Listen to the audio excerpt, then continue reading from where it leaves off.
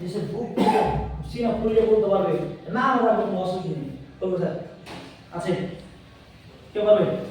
আজকে তো আমরা যা পয়সা ইনকাম করি করে রোজগার তো ভালো করি, 30-40 হাজার মাইনে ইনকাম করি, কিন্তু আমরা 50% বেশি টাকা ডাক্তারকে দিই। আমাদের বিভিন্ন লোকের মুখ 80% লোকের মুখে কথা বলি না আমরা, টাকা তখন ইনকাম করছি কিন্তু তো বেশিরভাগ টাকা ডাক্তারকে দিই। তাহলে আজকে বর্তমানে কোনো কেউ বলতে পারবে না যে আমার বাড়িতে অসুখ নেই। 5,000 টাকা যে জমি করেছি, এই 5,000 টাকার আমি মাল আমার বাড়িতে আমি যদি কিষান হয় আমার জমিতে সার লাগবে, আমি যদি আমার বাড়িতে মা আছে বাবা আছে বুঝতে পারলাম আমি বললাম না, তো তারপর আমি নেটওয়ার্ক করবো। নেটওয়ার্ক ব্যবসা মানে হচ্ছে কি আমার লাইফ টাইম আমি লিখতে করবো না। একটা আমাদের ব্যবসায় ট্র্যাডিশনাল, একটা ব্যবসা আছে direct selling. Direct selling traditional. Traditional ব্যবসা কি রোড থেকে বেরিয়ে যতগুলো দোকান দেবো সেটা হচ্ছে ট্র্যাডিশনাল ব্যবসা। আমি টাকা দিলাম, ইনভেস্ট করেছি প্লেস থেকে, ওখানে আমার 10 টাকা কিনেছি 14 টাকা বিক্রি করবো, 10 টাকা কিনেছি 14 টাকায় বিক্রি করবো, এটা হচ্ছে ট্র্যাডিশনাল ব্যবসা।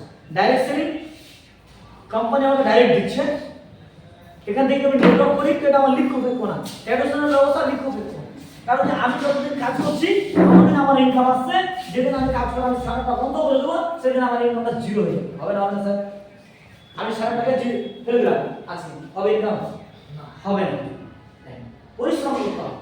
আজকে কেন পরিশ্রম করছি আমি সেটাও বলবো। আমি যদি এখন 1 মাস যদি আমি কালিয়াচক আমার ওই জায়গা থেকে নাও আসি, ইনকাম কমবে কমবে স্যার? আমার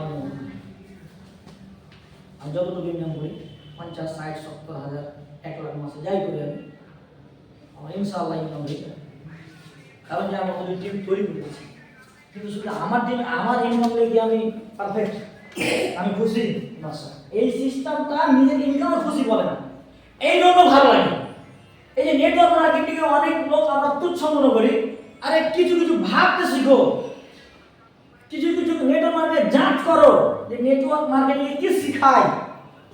সর্বপ্রথম যদি এই জায়গা থেকে শিক্ষা হয় সেটা হচ্ছে মা বাবা। আমাকে বলো যদি মা বাবার কথা যদি কেউ শেখায়, তোমার মা বাবাকে শ্রদ্ধা করবা, তোমার মা বাবাকে আদর করবা, মা বাবাকে ফেলবে না, ভালো না খারাপ স্যার? ভালো না খারাপ?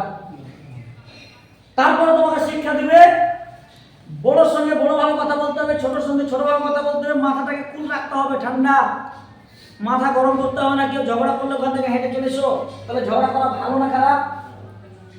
ঝগড়া করা ভালো না খারাপ স্যার? খারাপ।